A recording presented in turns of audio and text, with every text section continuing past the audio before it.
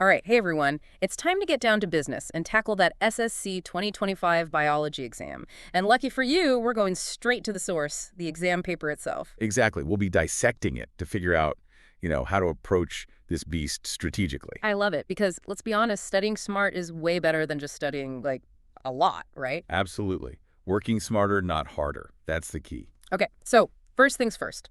Let's break down this exam. We've got four main areas they're calling, what are they calling them?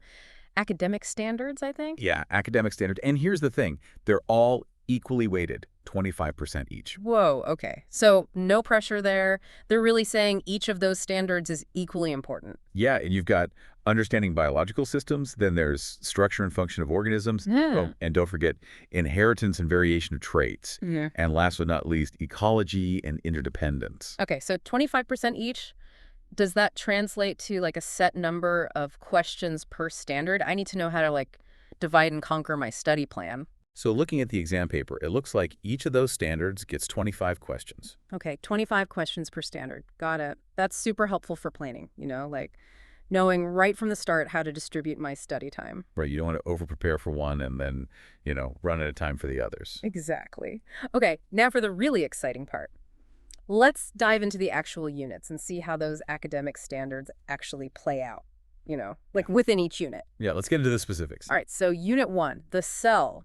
That's, I'm pretty sure that's a big one, right? Oh, yeah, the cell's a heavy hitter. It's a whopping 15% of the total exam marks. 15%. Okay, noted. Time to become best friends with all things cellular. But tell me, how are those questions within the cell actually spread across the four standards? All right, so within Unit 1, you're looking at 6 questions on understanding biological systems, 8 questions on structure and function, and then a whole 9 questions on inheritance and variation. 9 questions. That's more than a third of the questions for the whole unit. It seems like they're really emphasizing how those little cellular processes, they actually impact the big picture of genetics. Right. They're looking for that deeper understanding of how it all connects. Okay, message received. Gotta think big picture even when we're talking tiny cells. What's next? Okay, so up next we have Unit 2, organisms and their environment. Okay, bring on the ecosystems. I'm ready to dive into the world of adaptations and ecological relationships and all that good stuff. But first, tell me, how much of the exam is Unit 2? It's 10%. 10%. Okay, so maybe a little less intense than the cell. But still, 10% is nothing to sneeze at. And what about those questions? How are they divided up? All right, so for Unit 2, it's 5 questions for understanding biological systems, 6 questions for structure and function, and then 4 questions for ecology and interdependence. Interesting. So compared to Unit 1, ecology and interdependence is taking a bit of a back seat here. Does that mean it's less important overall? Not at all. Remember that ecology and interdependence standard, it's still 25% of the total exam. So it's likely they're just testing that concept, in different ways across the different units. Ah, okay. So it's not that they're not testing it, they're just being sneaky about it. Gotcha. What about Unit 3? Okay, Unit 3 is genetics and heredity. Oh, the wonderful world of genes and DNA. I'm ready to flex my Punnett square muscles. But before we get too carried away, tell me, what's the weighting for Unit 3? How much of the exam does it cover? So Unit 3 is another big one. Just like Unit 1, it's 15% of the exam. 15%. Okay, I'm sensing a pattern here. The big picture units are definitely getting the most weight. Makes sense, I guess. It's all connected, right? But before we get lost in the intricate web of life, let's hear that question breakdown. What are we looking at for Unit 3? All right, you've got 7 questions on understanding biological systems, 6 questions on structure and function, and then, get ready for this, 12 questions on inheritance and variation. Whoa, 12 questions. That's almost half the unit. It seems like they really want us to nail this concept of how traits are passed down through generations and all the variations that can pop up. Yeah, it seems like they want to make sure students really have a good understanding of this core concept. Okay, challenge accepted. Now, what about Unit 4? Unit 4 is evolution and diversity. Ooh, evolution, one of my favorite topics. I'm already picturing Darwin and those finches and the whole journey of life on Earth. But before we get too carried away, what's the percentage weighting for Unit 4? Unit 4 is 10% of the exam. 10%. Okay, so maybe a little less intense than the cell or genetics and heredity, but still, 10% is 10%. And how are those questions divided up across the standards? Okay, so for Unit 4, you're looking at 4 questions for understanding biological systems, 5 for structure and function, and then 6 each for both inheritance and variation, and ecology and interdependence. Wow, that's much more evenly spread out than the previous units. Does that mean, like, they're testing us more holistically on this one? It could be. It does seem like they're emphasizing how understanding evolution, it requires integrating knowledge from all these different biological disciplines. Okay, I'm starting to see a theme here. They're really looking for us to connect the dots between different areas of biology, which, I mean, makes sense, right? Life itself is all about interconnectedness. Exactly. It's all a web. Okay, so onward to Unit 5. What have we got? Unit 5 is human physiology. Oh, human physiology. That sounds pretty intense. How much of the exam are we talking here? This one's another biggie, 15% of the exam, just Yep. like units 1 and 3. 15%. Okay, I'm officially putting on my doctor hat for this one. Time to dive into the intricate workings of the human body. But before we get too lost in the cardiovascular system or the nervous system, let's hear that question breakdown. Okay, so within Unit 5, you could expect 8 questions on understanding biological systems, 9 on structure and function, and then 8 on inheritance and variation. Structure and function takes the lead on this one. It seems like they're really emphasizing how important it is to understand how all those complex parts of the human body, they all work together to keep us alive and kicking. Yeah, that's definitely a key focus of this unit. Right, moving right along, Unit 6, what mysteries of the biological world are we unlocking next? Next up, we've got plant physiology. The plant physiology. Okay, time to trade in the doctor hat for some gardening gloves. I'm ready to explore the fascinating world of photosynthesis and plant hormones and all the amazing adaptations that allow plants to thrive. But before we get too lost in the botanical garden, tell me, how much of the exam is this unit? It's 10%. 10%. Okay, so similar to Unit 2 and Unit 4. Got it. And how are those questions broken down across those 4 standards? That's it for plant physiology. It's 4 questions on understanding biological systems, 7 on structure and function, and then 4 on ecology and interdependence. Interesting. It looks like structure and function is back in the spotlight. They're really driving home the point that understanding how plants are structured is key to understanding how they actually function. Yeah, that's a great point. And don't forget those ecology and interdependence questions. They're reminding us that plants don't just exist in a vacuum, right? They're part of a whole web of life, interacting with other organisms and their environment. Right, exactly. It all comes back to that interconnectedness. Okay, we're nearing the finish line here. What's up next? Up next, we have Unit 7, ecology. Ecology. Okay, time to zoom out and look at those big picture interactions between organisms and their environment. I'm ready to explore food webs and ecosystems and all that amazing stuff. But first, give me the lowdown on those questions. How many are we dealing with and how are they distributed? All right, so ecology is another 10% of the exam. And for those questions, it's 4 for understanding biological systems, 5 for structure and function, and then hold on to your hats, 11 for ecology and interdependence. Whoa, 11 questions. No surprise there, right? They're really hammering home the importance of understanding those relationships between organisms and their environment. Absolutely, it makes sense. Understanding ecological principles really requires that deep appreciation for how everything interacts and influences each other. Right. It's all about those connections, those webs of relationships. Okay, last but not least, we've got Unit 8. What's the grand finale? The grand finale is biotechnology and its applications. Oh, biotechnology. Now, this is where things get really interesting.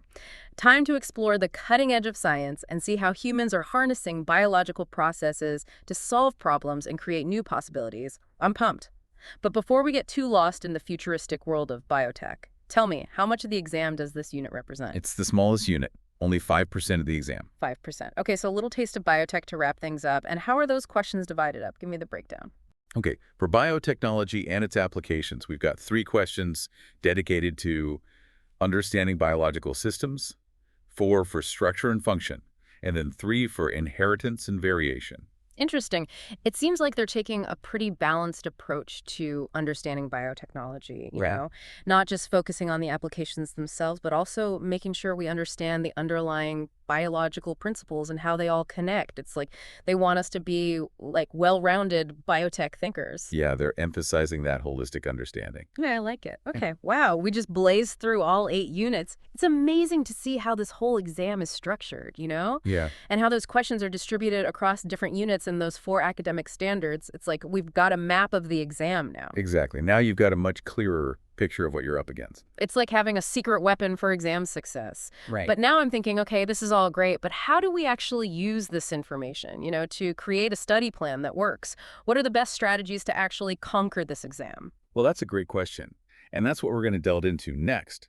In the next part of our deep dive, we'll be sharing practical study techniques and tips that are specifically tailored to, the structure and content of this exam. Sounds like a plan. Can't wait to hear those insider tips and tricks. Stay tuned, everyone. We'll be back with more exam-crushing strategies in just a bit. Stay tuned. Welcome back, everyone. Ready for round 2 of our deep dive into the SSC 2025 biology exam. Absolutely. We just finished breaking down the whole exam structure, Yeah. all those units and how the questions are distributed. I feel like we've got the exam's blueprint all laid out now. Yeah, exactly. And now it's time to put that blueprint to good use. Let's talk strategy, how to actually use this knowledge to create a study plan that works. Okay, I'm all ears. Where do we even begin? Well, one thing that really jumps out at me from this exam paper is the focus on application and analysis. It's not just about memorizing facts, They want to see that you can connect the dots, use your knowledge to solve problems. Yeah, that makes sense, especially with how they've integrated those 4 academic standards throughout all the units. They're really testing our ability to think critically and apply what we've learned. Exactly. So let's start by looking at some of the specific question types you might encounter on the exam. The source document actually gives us some pretty good examples. Oh, that's right. They actually show how those academic standards are assessed through the questions. What kind of examples do they give? For instance, for understanding biological systems, they give examples like analyzing experimental data, interpreting graphs and diagrams, or explaining cause and effect relationships within biological systems. So it's not enough to just know the definitions. We also have to be able to make sense of data that's presented in different ways. That's definitely going to require some practice. What about the other standards? What kind of questions do they use? Okay, so for structure and function, the examples they give include comparing and contrasting different structures, explaining how their form relates to their function, or predicting, what would happen if a structure was changed.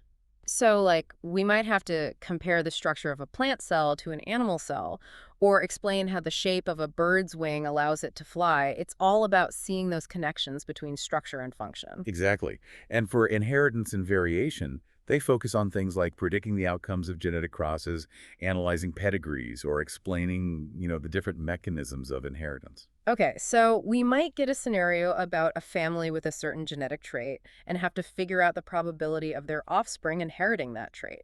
Punnett squares, here I come.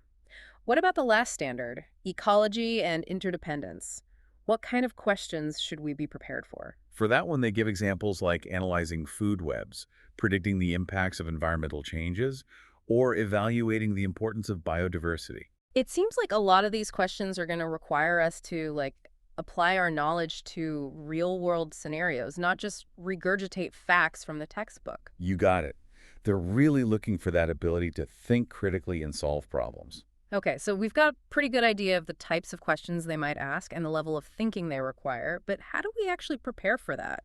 What kind of study strategies can we use to make sure we're ready for anything this exam throws our way? Well, one technique that I always recommend is active recall.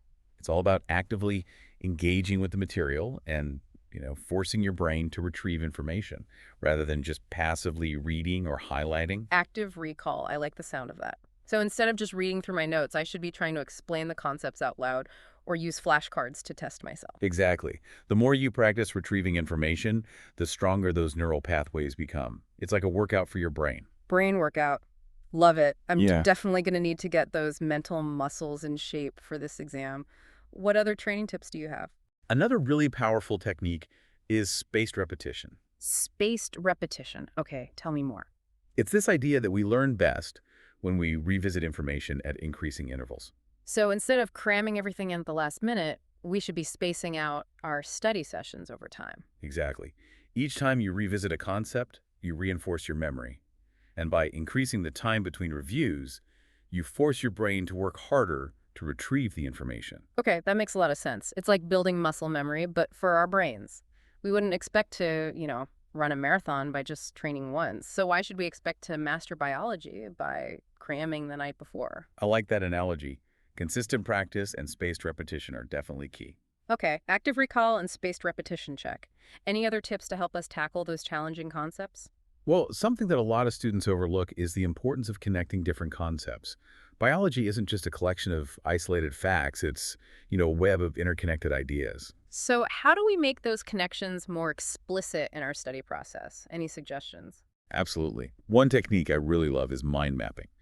You start with a central topic, then branch out to related ideas using keywords, diagrams, examples of what helps you visualize those connections. I love mind maps. They help me see the big picture and how everything fits together. It's like creating a roadmap of the biological world. Exactly. And speaking of maps, another great technique is concept mapping. Concept mapping, how is that different from a mind map? Well, mind maps are great for brainstorming and exploring those relationships.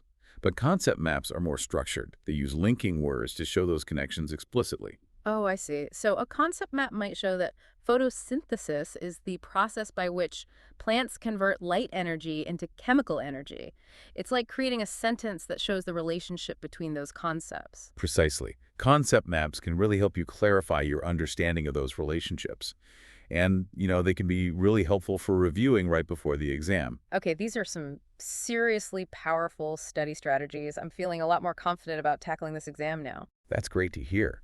And remember, effective studying isn't just about the techniques you use. It's also about creating the right environment. You mean like finding a quiet study spot, eliminating distractions, maybe putting on some focus music, basically turning my study space into a biology sanctuary. Exactly. Setting yourself up for success means creating a space where you can concentrate and really engage with the material, minimize distractions, find what helps you focus, make it your own. All right, got it. So we've got our study techniques down, our biology sanctuary is ready to go, but what about the content itself? Any advice on how to approach such a vast amount of material? I mean, 8 units, it's a lot. Right. It can definitely feel overwhelming. One strategy I recommend is to break down the content into manageable chunks. Don't try to do everything at once. Okay, so instead of saying, I'm going to study all of Unit 3 today, I could break it down into smaller topics like DNA structure, Mendelian genetics, and mutations. Yeah, exactly. By dividing it up, you make it feel less daunting. Makes sense. It's like eating an elephant. You got to do it one bite at a time. Okay, so we've broken down the content into manageable bites. What's next? Well, once you've done that, you can create a realistic study schedule. Yeah, allocate specific time slots for each topic, spreading them out over time. Right, a good study schedule is key. Keeps me organized, helps me track my progress, and most importantly, helps me avoid those dreaded last-minute cram sessions. Exactly. And remember, it's not about sticking rigidly to a schedule. It's about finding a rhythm that works for you.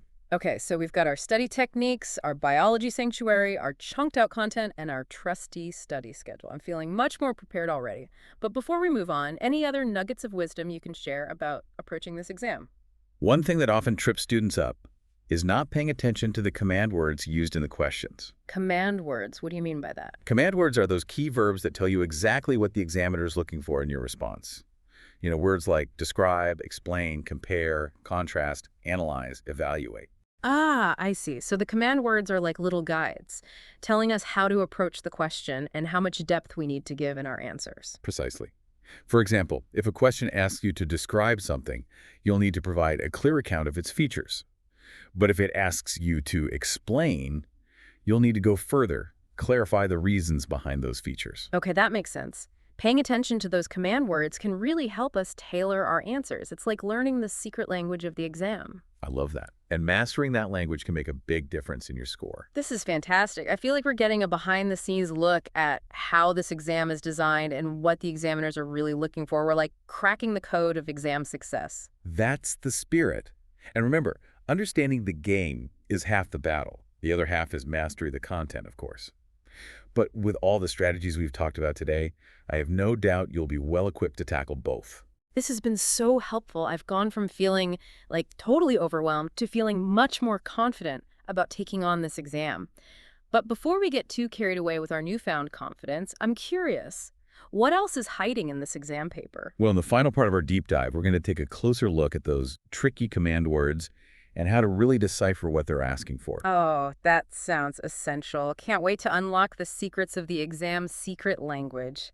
Stay tuned, everyone. We'll be back with more exam-crushing insights in just a bit. Okay, Are you ready for the final part of our deep dive into the SSC 2025 biology exam? We've covered so much ground already. We have, from the exam structure to those powerful study strategies. But there's one more piece of the puzzle, one more crucial element we need to master before you're truly exam ready. You're talking about those command words we mentioned earlier, right? The secret language of the exam, the ones that can, like, make or break your answers. Exactly. Understanding command words, it's like having a secret decoder ring. Mm. They give you direct insight into what the examiners are looking for in your response. Okay, I'm definitely intrigued, but before we, like, get lost in translation, can you remind me what exactly are command words again? Sure. Command words are those key verbs that tell you exactly what the examiners want you to do in your answer. They're like little instructions. They guide you on how to approach the question, how much depth to go into. So instead of just like diving into the question head first, we need to really pay attention to those command words, figure out what kind of answer they're looking for. Exactly. It's like imagine you're baking a cake. You wouldn't just throw all the ingredients together and hope for the best, right? You'd follow the instructions, the recipe. Command words, they're like the recipe instructions for your exam answers. Okay, I like that. Following the recipe for exam success.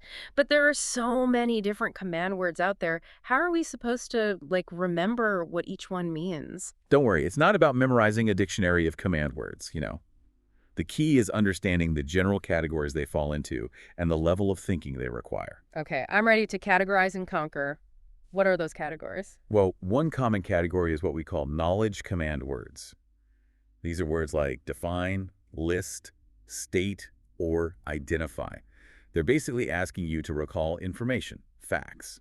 So if a question asks me to define photosynthesis, they just want me to give them like the textbook definition, no need to go into a whole explanation of the process. Exactly. Knowledge command words are all about showing the basics, you've got the facts down. Okay, that's manageable. What other categories are there? Another important category is comprehension command words. These go a little deeper. They ask you to show that you understand the concepts.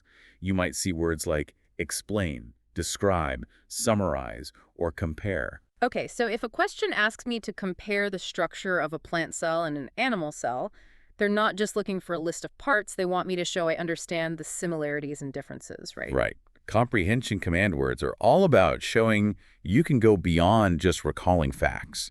You're demonstrating your understanding of the material. Got it. So we've got knowledge and comprehension. Are there any other categories of command words? The next level up is application command words. These require you to use your knowledge to solve problems or apply concepts to new situations. Words like apply, predict, calculate, or solve. Okay, so if a question asks me to predict the outcome of a genetic cross, they want me to use my knowledge of Punnett squares and inheritance patterns to actually figure out the probability of certain traits appearing. Exactly. It's all about showing you can take your knowledge and put it into practice. Knowledge, comprehension, application. Hmm. Is there like one more level to this command word hierarchy? There is. The highest level is tested by analysis and evaluation command words. These require you to break down complex information, make connections, form judgments based on evidence. Words like analyze, evaluate, critique, or justify. Ooh, okay. So if a question asks me to evaluate the use of a certain biotechnology, they want me to weigh the pros and cons, consider the ethical implications, and come up with a well-supported argument. You got it. Analysis and evaluation command words. They require that higher level thinking. Wow, this command word system, it's like a cheat sheet to the exam's thought process. Like you're giving us a map to the type of thinking they want to see. That's a great way to think about it. Yeah. Once you understand how to decipher those command words, you can approach each question strategically. I love it. This feels like we've unlocked a secret level of exam prep. But before we get too carried away celebrating our command word mastery, I have one more question. Okay, go ahead. We've got the categories right. But how do we actually use this knowledge during the exam? Any tips for making sure we're interpreting those command words correctly, giving the examiners the answers they're looking for? Yes, definitely. Here are a few tips. First, take your time. Don't rush. Before you start writing, read the question carefully. Pay close attention to that command word. Underline or highlight it even. It helps it stand out. Okay, slow down, read carefully, highlight the command word. Check, check, check. Any other advice? Think about the category the command word falls into. Is it knowledge, comprehension, application, or analysis evaluation. That'll help you figure out the level of detail you need to provide. Right. Identify the category to determine the level of depth. Got it. And, don't be afraid to actually use the command word in your answer.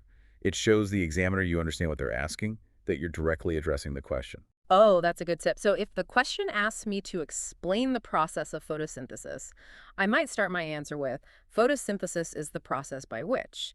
It shows I'm on the right track, using my knowledge to answer their specific question. That's exactly right. By using the command word, you're showing a clear understanding of the task. Wow, this has been an incredible deep dive. I feel like we've gone from feeling intimidated by this exam to feeling like we've got all the tools we need to succeed. We decoded the exam structure, we explored study strategies, and we even mastered the secret language of command words. It's been a journey. But remember, preparation is key, and you've put in the effort to understand this exam inside and out. It's time to put all this knowledge into practice and ace that exam. You got this. That's a wrap on our deep dive into the SSC 2025 biology exam. We hope you've enjoyed this journey with us, and we hope you feel confident and ready to tackle your studies. Remember, the world of biology is full of fascinating discoveries, so embrace the challenge and good luck on your exams.